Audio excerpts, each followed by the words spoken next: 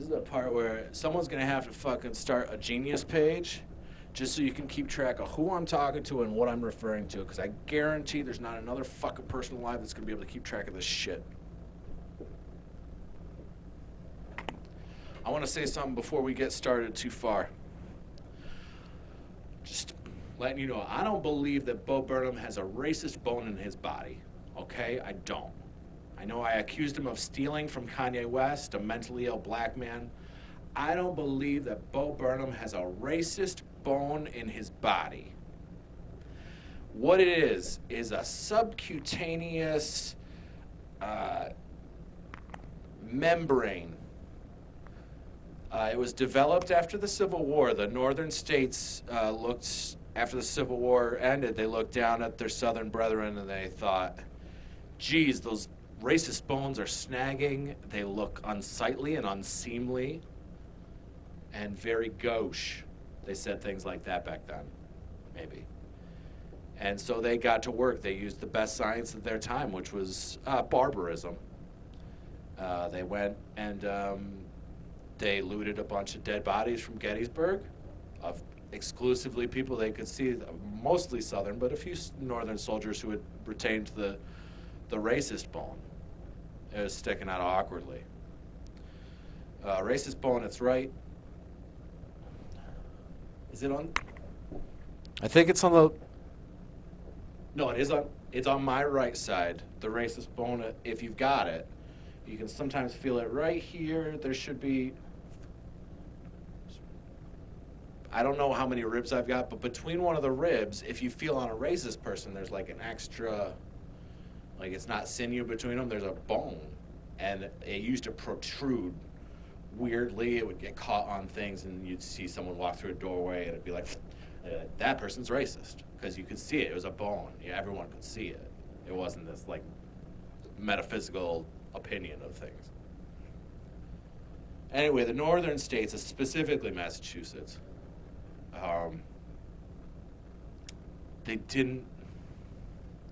they had been successfully with, I can't remember what, they wore a particular kind of garment, and they convinced everyone it was high style, but what it was like, it kind of like, it shifted the racist bone against other bones, so it would appear that they didn't have racist bones. Massachusetts developed that in their textile industry. They used like whalebone back then to give it structure around the racist bone and still hold it against it. But they were always innovating. That's the capitalism, you know. That's the American way. So Massachusetts, they went to Gettysburg and some other battlegrounds and mass graves, and they just collected as many of those bones as they could. And they started seeing if they could take the essence of the bone. They value the bone. That was the trick. Like, they didn't want to get rid of it. It's not like it was vestigial. This was a useful fucking... You look at someone, you know they're on your side immediately. It was great for them. But it became a liability after the Civil War. They didn't want another Civil War. They certainly didn't want to look like hypocrites to the Southerners because they're busy like, haha, you fucking idiots, you lost your slaves. Fuck you. You're fucking racist. And so obviously you don't want to have a fucking racist bone sticking out. People be like, what about that? That petticoat thing I was talking about, it was falling out of style. They saw the writing on the wall. So they went and looted those corpses, and they ground up those bones, and they started their experiments. Started with animals, I imagine. I think they'd take white rabbits and try to get them, except, I don't know. Their science wasn't really great. Eventually, they had gotten good enough at making a gelatinous membrane out of the ground up bone that they started injecting. It was basically like a tattoo. At first, they thought maybe if we just get it deep enough into the skin, it'll provide all of the benefits, like the unearned superiority and intellectual mental gymnastics. Those are the features of having that racist bone. If they could get those same features in a really discrete form, then they would win. You know, they'd be able to lord it over the Southern racists for their racist bones, and then they could turn around to their black neighbors and be like, what are you doing in this neighborhood? I heard there's a great one across town, and you can trust me because, see.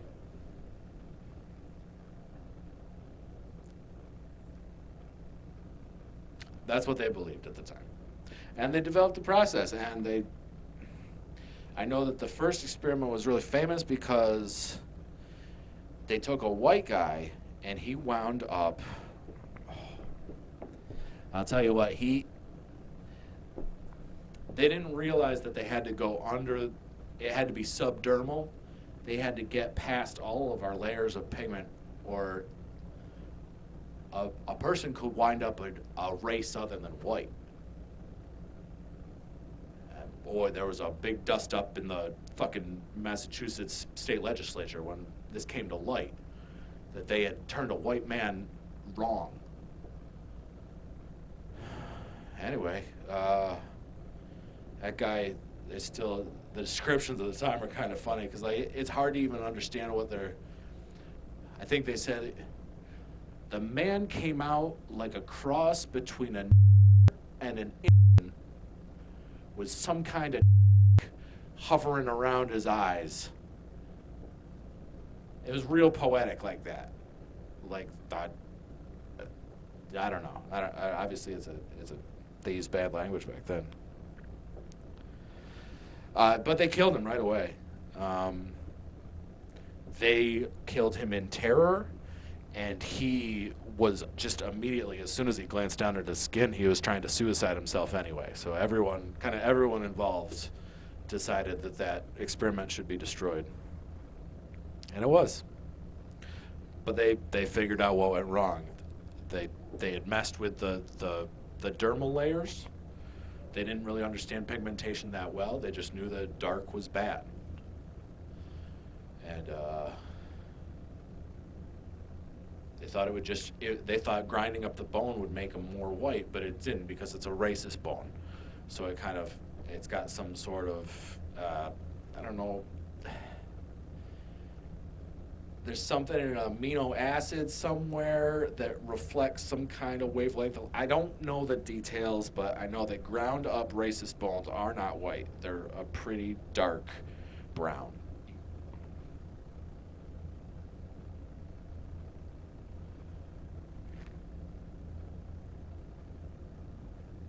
And eventually they got it right.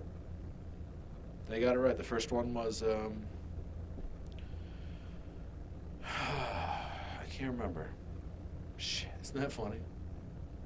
I cannot remember the first one who got the subcutaneous racist membrane.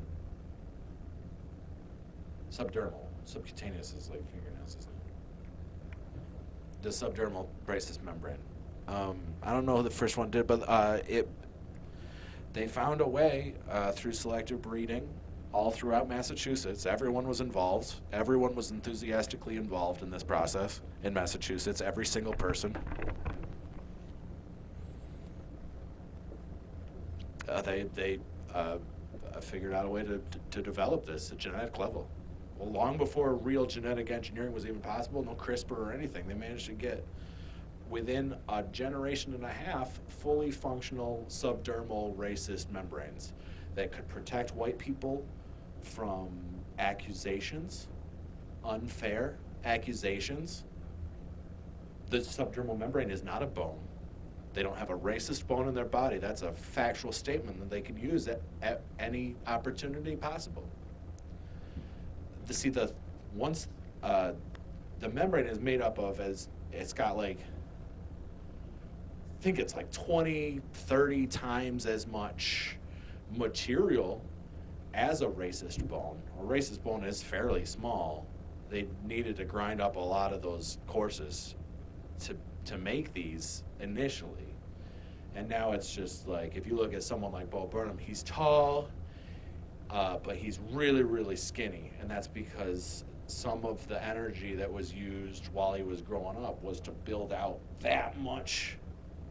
Like, he probably has a version of it. That's the one downside, is Massachusetts people, osteoporosis is a bigger problem. They have calcium loss just to support the membrane. But that's it. And it's nice because Overt racism only has a few possible interactions, and someone with the membrane can now have interactions that you have to get, a lot further into the interaction before you even realize that you're dealing with the membrane. And things kind of bounce off of it in weird directions, and it seems to like shield them in certain ways. It seems like aerodynamic. I don't know. It's a cool thing that a lot of Northern Territories adopted. New York, upstate New York, they shaved down the racist bones for a while, and then they just started growing them back out. They're just growing them back out now. But Massachusetts, I'm not sure if it's the same. Maybe the membranes have made it better there. The point is, I don't think Bo Burnham's racist. He just has a membrane made up of 30 to 100 racist bones that he's barely aware of because it was genetically provided for him. Just like he doesn't know why he enjoyed learning piano. It's because his long goddamn digits could hit all the fucking notes, and he found endless satisfaction in getting the things right. It was very encouraging to sit down at piano and be able to physically do all the things that some people have to spend a long time just training their hands to stretch out as far as Bo Burnham's are when they're closed. So I wanted to emphasize anyone who's worried about race or power that I don't think Bo Burnham's racist. And I won't call Bo Burnham a racist.